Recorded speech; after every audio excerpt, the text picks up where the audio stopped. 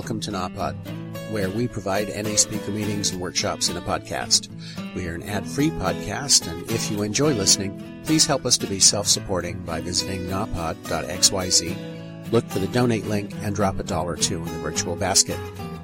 If you're also in AA or have friends that are, please tell them about our other podcast, Sobercast. Sobercast features AA speakers and workshops in the same format as NAPOD. We upload a new speaker every day, and it's easy to subscribe by searching for Sobercast, that's 2 words, on any podcast player app, or go to Sobercast.com. Enjoy the podcast, and thanks for listening.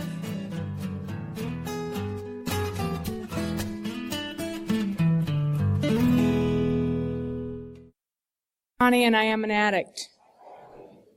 And I don't speak any French. But I do know the word dependant. My friend Francine taught that to me. So,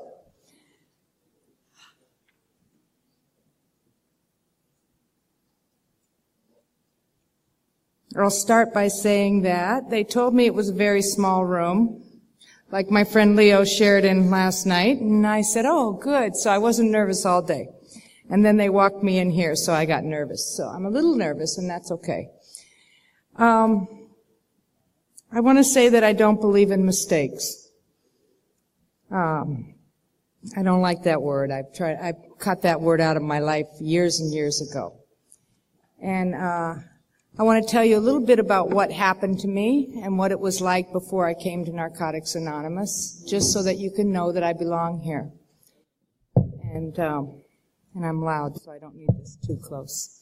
So, anyways, I'm an addict. I was dependent on drugs. My whole life was centered in it, and that's all I knew how to do. And I came to Narcotics Anonymous in July of 1984. And when I came here, I didn't stay clean right away. I used a couple weeks after I got here. But then I started to stay clean after the 1st of August, 1984. And so I did very well for a long time. I mean, it took a long time, and I had to do all the little things that we're supposed to do when we get here. I had to go to a lot of meetings. And I had to find a sponsor, and I had to read the literature, and I had to work the steps, and the time between the meetings was too short. I mean, too long. I needed lots of meetings. So when there was 2 meetings, I went to 2 meetings. When there was 3 meetings in a day, I went to 3 meetings in a day. And it was, between meetings, I just thought I couldn't even survive. And I kept coming back, and I got myself a sponsor, and I worked the steps. And a lot happened.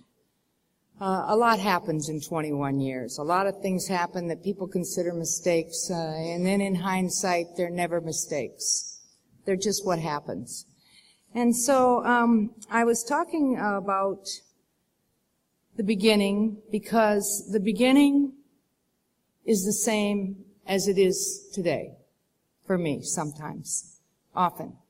And in the beginning, I was desperate for this program. And I needed something to survive, because I didn't think I would survive. My whole life was centered in my using. And all of my thinking was centered in drugs. And I didn't know how to think any differently.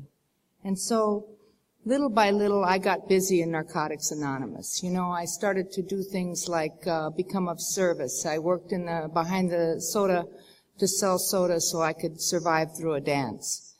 And I was so worried about what you thought of me. I was so worried about what you thought of me. And sometimes I'm still really worried about what you think of me. But what I found out is that the only reason I worry about what you think of me is because I need to understand who I am more, and understand that, you know, I'm wonderful. And that is my biggest climb, the biggest hill that I have to climb in NA, is to know who I really am. Because if I know who I really am, it doesn't matter what you think of me. You see, and so I work on that a lot. So, I came to Narcotics Anonymous and I got of service and I worked in the meetings and I worked on the dances and I worked on the convention committees. And I even had the honor of chairing 2 of our regional conventions, the first convention and our 5th convention, and now we're on our 20th convention. So, and it was wonderful. And I got to represent Narcotics Anonymous at the World Service Conference and I met lots of beautiful people. 3 of them, which are here now.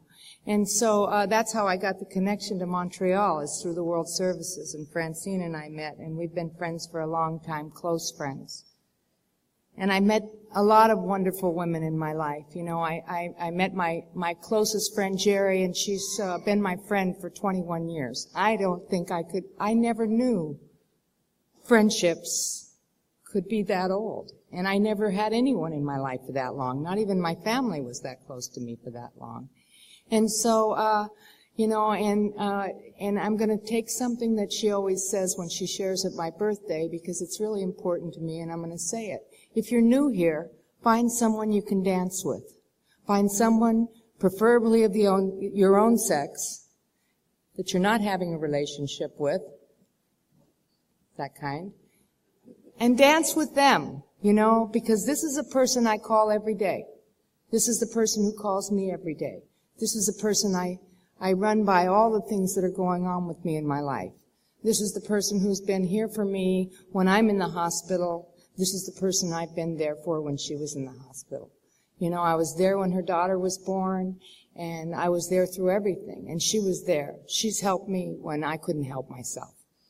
And I have 2 other very, very close friends. One I've had for 20 years, and she lives in California, and I met her at a regional convention, and we are so close. We got to go to the World Convention together this year. And then I have my friend Francine here, and just this morning I was saying how close we were. When my life was insane in 98, I came here. I ran away from home, and I came to Montreal, and I lived with Francine for 3 months. And it saved my life, because I don't think I would have survived without that. So find someone you can dance with, because those are the people that are going to help you. And I said when I was asked to share, there was 2 options. I could share about relationships, or I could share about living through my mistakes. Well, relationships was probably not the best topic for me. I have not really succeeded greatly in that area, but I've had a lot of relationships. And so, living with my mistakes is a good topic for me, because I have just gotten through a big one, 300-pound mistake. And it's been a year and a half. So I call him, I just lost 300 pounds a year and a half ago. And so, and I don't want that weight back again.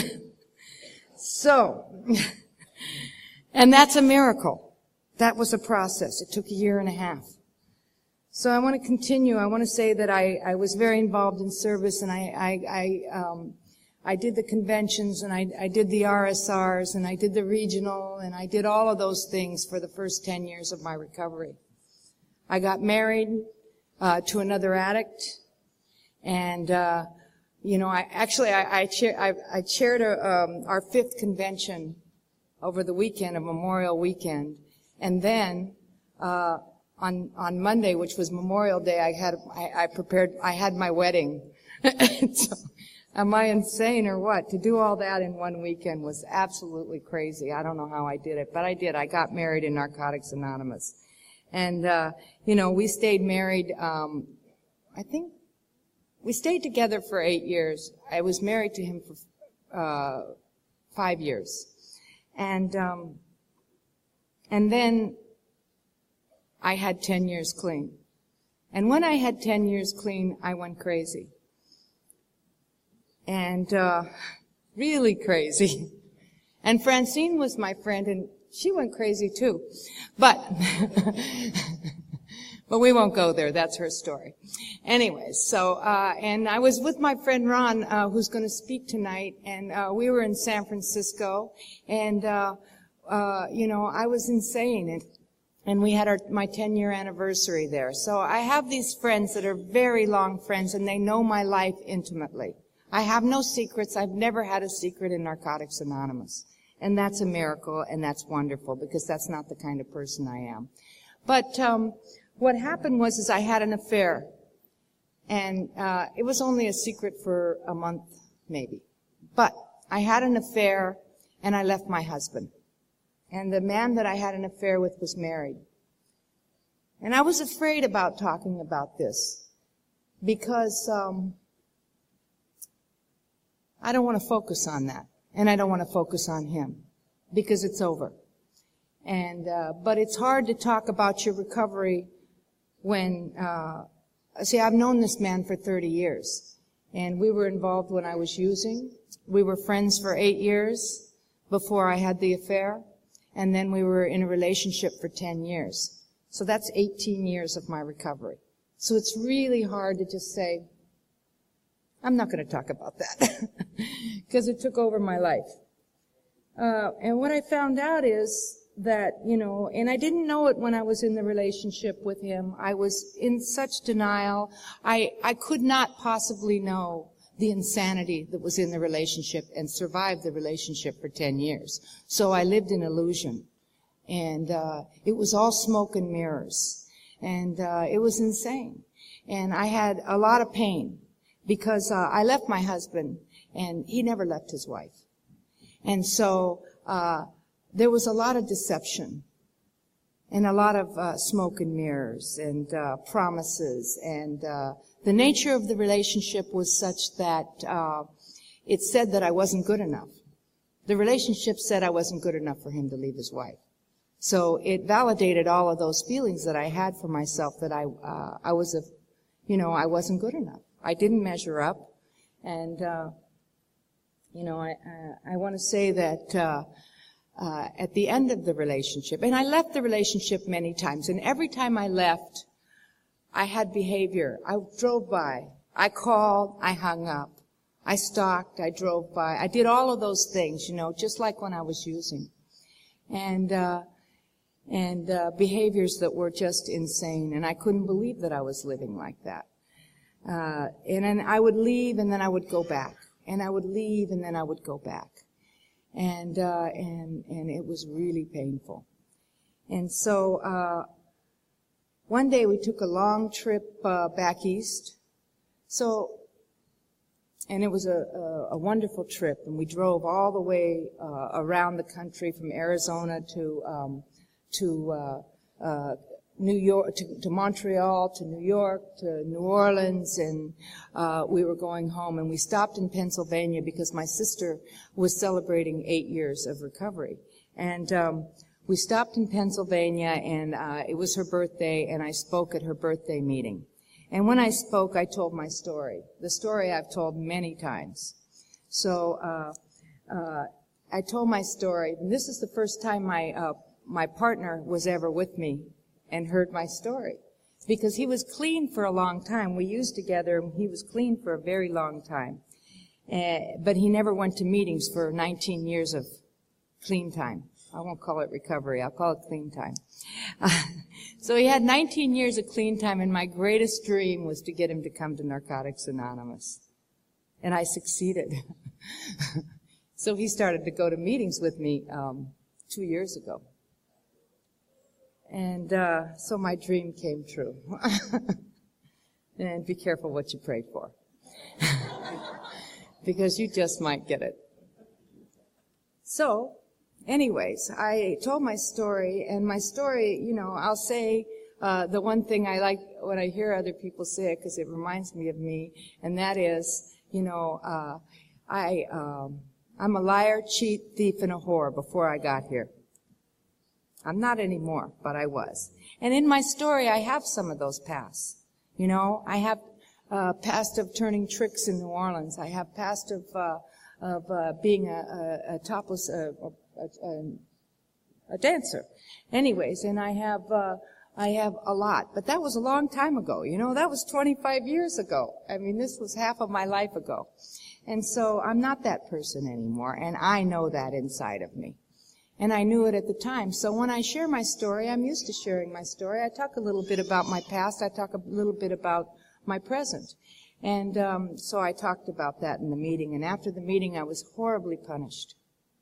And he said, "Did I have to hear about that in the meeting?" Well, don't forget I used with him. He knew my past. But he was so full of shame, of his own shame, you know, because he was having two lives, and I was the bad life. So I was the bad person, you know, and that's his shame. That's not my shame. So I got past that. And I thought, oh, well, whatever, you know, he's just not used to meetings. So then we went to New Orleans, and the same thing happened. A woman shared, NA is the only place you can go from a whore to a housewife. It is true. So anyways, I said, you know, and so I shared afterwards, and I said, it's true. I'm in New Orleans, and I worked on Bourbon Street when I was 18. And he says, did I, you know, again, did I have to hear about that in meetings? And then the abuse, the shaming me, and the not speaking to me, and the punishing me, and the stuff like that happened that I still didn't get. I didn't recognize it when it was happening to me.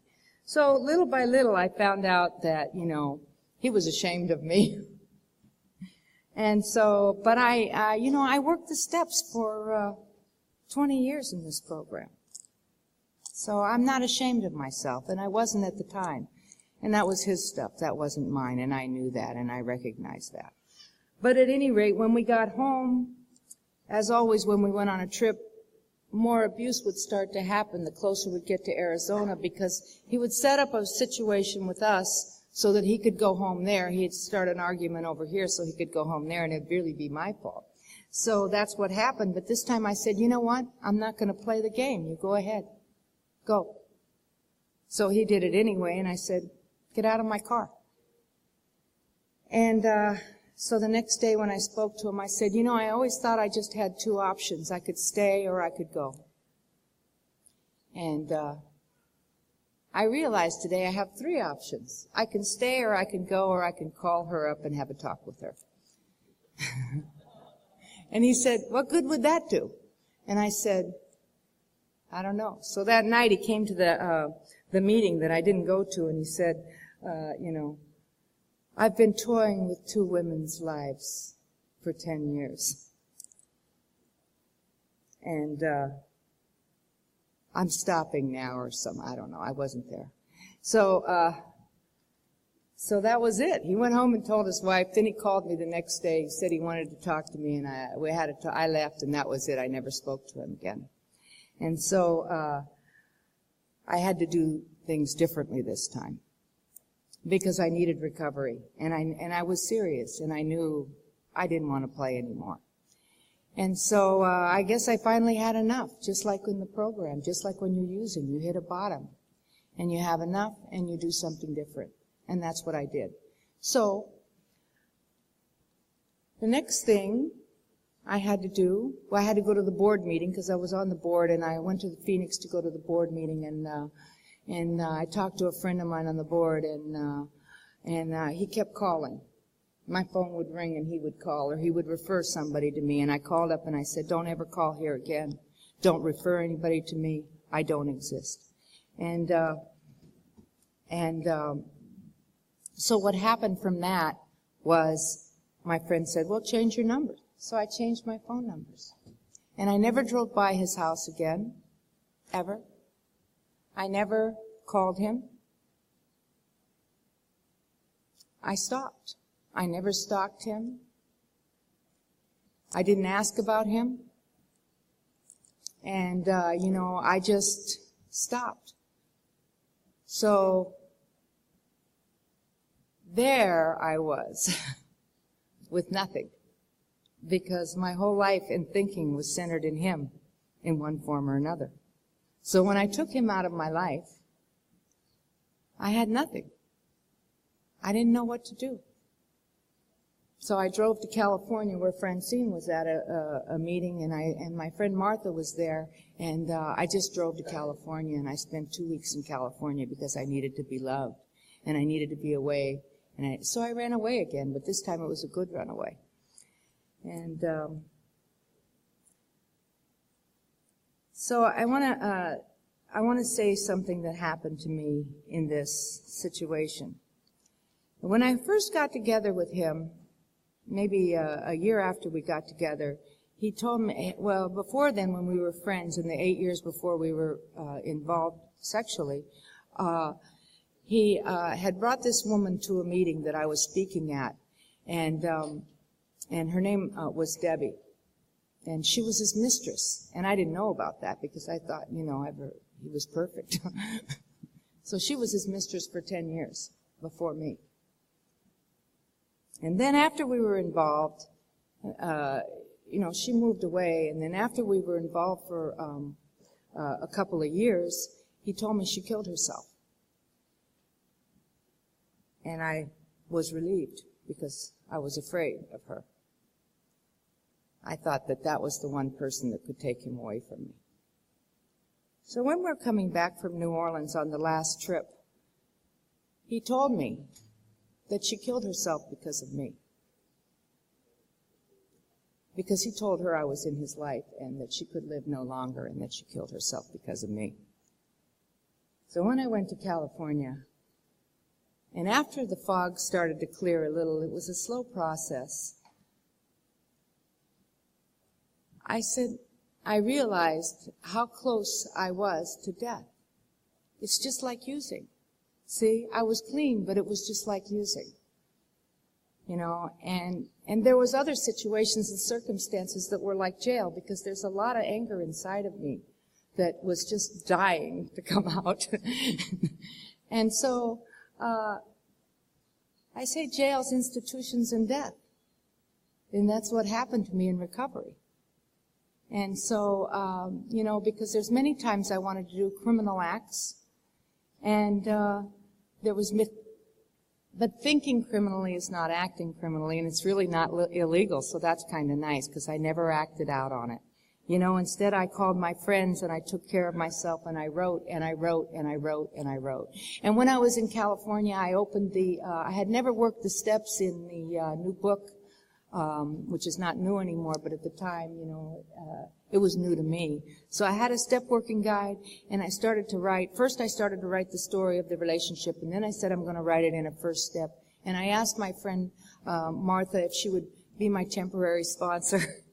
And so she was my temporary sponsor, and I wrote the first step, and I wrote about everything I could write about, and my powerlessness and my unmanageability. And my sponsor in Arizona said, it's good, you work the steps in the book, I'm working the steps in the book, we'll do it together. And so I would write on my laptop, and I would fax my step work to her, and I would call her and I say, can I do step 2 now? Yeah, I know I haven't been able to read you first one, but I can't stop right now, because if I stop, I will die. And I was afraid of dying. I was afraid of dying. So, but I didn't die. And it took a long time. This was 1.5 years ago. A little bit more than 1.5 years ago that this all happened to me. And I'm a work in progress. It's taking a long time. I came back to Arizona after getting done with the first 3 steps, and I started to work on the 4th step, and I went to meetings, as many meetings as I could go to, and I couldn't go back to work at my business, and I couldn't work because I was very sick. And so, I went to the noon meeting, and I went to the night 6 o'clock meeting if I could, and then I would go to a 7:30 meeting if I could, and it was just like when I was a newcomer. The time between meetings was so long, I didn't know if I would survive the time between meetings. So, then, I went into the noon meeting because I had to go to different meetings, because remember, my dreams came true, and he started coming to Narcotics Anonymous. So I had to recreate my fellowship, my support system, because I wasn't willing to go into a meeting. And people would say things like, oh, don't let him run you out of meetings. You've been here a long time. Don't let him push you away. You go. You should go to meeting. And you know what I said? If I'm sitting in the living room and there's a syringe of heroin on the table, I have a choice. I can stay there and let it talk to me and let it talk to me until I go and I grab it and I put it in my arm, or I can walk away. And I choose to walk away. So then it was a month and a half after I had been back, and we were having our convention because it was in Memorial Weekend. So my friend Martha came from California to support me through the convention. And so she came, and we went to the convention together. And, you know, back in, like the 1989 or 1990, Martha had gone through a relationship breakup. And she came to Arizona. And they had been together 8 years, and they were engaged. And she came to Arizona, and she came to our convention. And he showed up at our convention with the other woman. And he paraded her around the convention, and I sat with Martha as Martha cried through the meetings, and I thought she was going to fall apart, but she didn't. She stayed with me, and I walked her through it. And the same thing happened all these years later at the convention in Arizona. It was a miracle. She was the perfect person to be there for me. And so she walked through it with me, and I had written in that guide, I think it's the second step, it talks about your greatest fear, that what would the one thing be that would make you use? You see, because I used him as the drug in my second step. So it said, what is the one thing that is your greatest fear that you think that you will go and use? And I said, I believe that it's if he brings his wife to the convention. And he did. So your greatest fears come true sometimes. And so I was insane, you know. I was very hurtful. And then I was leading a workshop at the convention, and I was sitting at this workshop, and I had my support system in front of me, all the women that I sponsor, and my sponsor, and my girlfriend, and I was sitting in the meeting, and he came in and sat right behind them. On purpose, I think. I don't know. Why else? And so I sat in the meeting, and my girlfriend, Martha, brought me up a little pink card, and through the whole meeting I read the card. It said, angels before me, angels behind me, angels above me, and angels surround me. And it got me through the meeting, and that's how it was for me in the beginning. And it was like that, and it was just like being a newcomer. And every time they would read the readings in the meetings, I could hear, you know, it was me. They were talking about what was going on with me. And so I went to the big meeting, the banquet, and I sat in the very front of the meeting with my closest friends, and we had a banquet, and I never looked behind me because I didn't want to. And there was a door over here, and I left. And after that convention, and I didn't look behind me when the recovery times was set out that his name and he would stand. I just didn't want to know. And my girlfriends warned me that she was there, and, you know, I mean, I was protected. So, anyways, and after that I needed help. I didn't think I would survive. I thought I would end up like his ex-mistress, and I was afraid of that. So I went to a retreat for people who've been, you know, that are not dealing with issues around drugs, but are dealing with other issues. And some of them had a lot of recovery, and some of them had no recovery. And it was 15 people, and it was a week-long retreat at a program, and I had, and it was very helpful. And so I did that. I started to look, and I started to make phone calls, and I needed to do something right away. And so I got outside extra help. I used to call it outside help. Now I call it extra help. And that was good for me. You know, I had never gone to treatment before. I came into Narcotics Anonymous off the hotline. You know, I walked into a Narcotics Anonymous meeting. I had never been to therapy. I had never been to treatment. I didn't know anything about any of this stuff. And so, but little by little, I started to write more and more on the steps, and I started, and first time I went into that noon meeting, and I had to read something, they gave me the 12 traditions, and I bawled all the way through reading the 12 traditions. I said, there's nothing sad about the 12 traditions, but I couldn't help it. And I developed new relationships in Narcotics Anonymous, and I found out who was safe to be with and who wasn't safe to be with, and I found out, and that's what I really need to talk about is my recovery, not him. He's not worth talking about. I could tell you a lot of stuff, but you know what? Who cares? It's not about him today, it's about me. And that's what I found out, and I'm really grateful for that, because it's been a gift. It's really been a gift, because I was lost for 10 years of my recovery, and now I am found. I'm here, and I know who I am. I want to talk about what I didn't do. I never drove by. I never picked up the phone and call. I got to the point where I would just tell people, please, don't talk about him. TMI, too much information. I don't want to know. Because when I know something, it goes off in here, and I turn it into a whole thing that isn't even real. So I would say, please, I don't want the information. I had to tell the guy who cleans my pool, because he cleaned his pool, I don't want to know about what goes on over there. I said, it makes me crazy, and I don't need to know that. And so that's what I do. I just tell him too much information, and I don't need to know that. And, I started slowly, little by little, changing my life. And the things that I didn't do, I didn't get into another relationship. This was important. I had been in a relationship in Narcotics Anonymous ever since I was 2 years clean. And I needed to get in a relationship with myself. And I started to, reach out to my God and work on my spirituality. And it was so hard. And there's times when I would lay down to go to bed, and my mind would go off, and I couldn't go to sleep because my mind started to chatter and chatter and chatter, and I didn't know what to do or how to do anything. And my ex-husband that I left for this man, who ended up relapsing afterwards, that was a whole nother deal.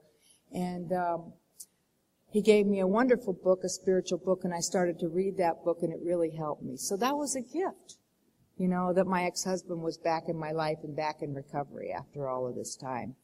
And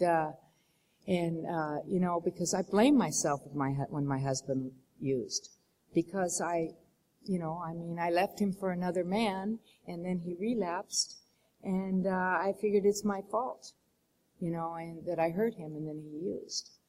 And I had to work with my sponsor on that, and I had to write about it. And what we came up to when I read what I wrote was that if I was going to take responsibility for him using, I needed to take responsibility for him staying clean for the 8 years I was with him. And I don't have that kind of power. I know I don't have that kind of power. So, I don't know. I just, and I learned from these things. I'm not a religious person, and I don't go to a particular religion. I don't do that very well. I'm not a follower. So I'm a creator, so I create my own spiritual thing. And so I have a thing that I do, and when people are new and they don't know what to do because they want to use and their head is chattering and they can't turn it off and they're just awake and it's crazy, I tell them, I said, do what I do. Breathe in God and breathe out love. And breathe in God and breathe out love. Or breathe in love and breathe out love. Just, focus your breath on those words, and you'll turn off the other words because there won't be room enough for it. And that's really neat. Anyways, I want to say I really missed myself through that relationship, and I'm so glad that I'm back. I'm really, really happy to be here. I cannot believe, how wonderful this program is and how wonderful my life is. And I'm happier now than I was when I was in the illusion of great happiness when I was with him, and I'm finally learning how to take care of myself, and I'm putting order back in my life, and I started to go to work again, I started to show up to my business. For all those years that I was with him, I focused on his business and him making money and him, because it was all about him. So I started to take care of my business. And I started to take care of myself, and I started to see things more clearly, and I'm back, and it's so wonderful. It's so wonderful to be back. And I'm taking lots of vacations, and, I got the opportunity, my sister who's 9 years clean now in Pennsylvania, she ran a marathon in Alaska this year. And so I got to go to Alaska and support my sister in her running a marathon. And I got to go fishing, which I really like to do. And I got to go to Hawaii to the World Convention, and that was really fabulous. And I'm here. And I went to Utah, and I went fishing for 2 weeks. And you know what? I'm doing the best that I can do. My biggest hill, I think, is, and I was saying it's about pride, but it's about false pride. Because you see, I fall into the ego and the pride of it, and so I keep to writing about these things, and I'm working on a 7th step right now, and I just got done with the 6th step, so the defects character are very clear to me right now. I mean, they keep coming up, and I keep seeing the patterns, which is always what happens when I work a 7th step. And so, I see myself with the pride issues, and I see, I don't want to be a woman scorned, so I'm worried about what you think of me again. A woman scorned, oh my God. And when the people, and it's real, it's not in my mind, when people come up to me and go, oh, Connie, how are you? I want to smack them. And I don't want to be a woman pitied, but that's my pride, false pride, and that's ego. As long as I know who I am, it doesn't matter what you think I am. You see, because it's all about love of self. You see, when I look outside of myself to people like him or other things or money, property, prestige, doesn't matter. That stuff is not going to fill me. The only thing that's going to fill this hole is love of me, from me. And that's what it's about here. So I've gone through a lot in recovery. And, but at the same time, I feel like a newcomer. I go to a lot of meetings and I'm in the trenches. I'm down there, I'm working with the new people. I don't hang out with many of the old-timers anymore because he's out there, gathering up people and, becoming very much of a big shot in NA. But I've been a big shot. I have the big joke, I'm a recovering NA celebrity. So, that's my joke, so. And it works for me. But anyways, I keep looking at myself and it goes back to when I was using, and I'm going to talk about one more little small story. And when I was using, I had a heroin habit, and I had a boyfriend that lived with me, and this boyfriend was not a heroin addict. He was an addict, but he wasn't a heroin addict, so he didn't use a needle. So it was a very big secret. So I had the needle stuck in my wallet, and I would sneak and hide. See, because I'm a sneak by nature. That's what I am. And so I would sneak and hide in the bathroom, and I would, use my dope, and then I would act like everything was normal, and I always lived in fear, because I think that's part of the whole disease, is that fear thing, and living on the edge and being afraid of being caught. And I didn't even have a lock on the bathroom door, so I was really living on the edge. Anyway, so it was a feeling that I was having. And when I got clean, and I've been having this issue because I quit smoking on the 15th of April. Not that I'm not smoking now, but I quit smoking on the 15th of April, and then right before Hawaii, I started to pick up a couple cigarettes, and then after I got back from Hawaii, I started to pick up a couple cigarettes, and then I started to smoke. And I would be in my backyard, and I would be smoking, and I have a neighbor that's in the program. I didn't want him to know, so, I didn't want to, and my daughter, I didn't want her to know, and I didn't want the people at work to know, and, because after all, I'm smoking, and I'm so ashamed of myself, and I have all this false pride and this big ego that says I have 21 years clean, and everybody, I should be able to lick this disease, and, smoking is ugly, and the whole reason I don't like to smoke in the first place is because it smells bad, and it looks ugly, and, it's all about what other people think of me, again. And so, I had, first of all, I had to talk about it with my sponsor. And it was the same thing as being in the bathroom with the goddamn syringe. I didn't want him to know, because what would he think about me? And so that's kind of like been my life's journey. It's always worrying about what other people think of me. So lately I've been not doing that. So I started to come out of the closet with the smoking. And that was good. So I don't even know how long I've been talking. So I'm a miracle. A lot has happened to me in recovery. I got the opportunity in the year 2000 to meet my son that I had, who turned 18 years old, that I had in 1983 before I got clean. And I had the opportunity to meet him, and he came into my life. And I'm so grateful for that. And it's so wonderful. You know, this program is so wonderful. It's given me so many gifts. You know, I never had anything in my life before I got here. You know, and today I have more gifts and more joy and more beautiful friendships in my life than I ever thought was imaginable. And I am loved. And when I come into these rooms, I know I'm loved. And I know that even though I can't even see you, and I don't even know most of you, that you are my people. And nowhere else can I find my people but in these rooms. And for that, I'm really, really grateful. And I want to thank the convention committee for asking me to share and telling me it was going to be in a tiny room.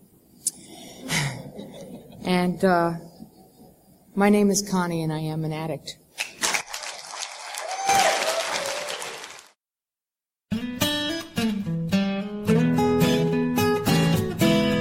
Thank you for listening. I hope you enjoyed the podcast. Please help us improve our ranking so others can find us by putting a review on Stitcher, iTunes, or your favorite podcast index. Nawpod is ad-free thanks to the folks supporting the show with $1 or more per month. If you enjoy listening, you can join them by going to nawpod.xyz and looking for the donate link. Thank you for listening. Have a great day.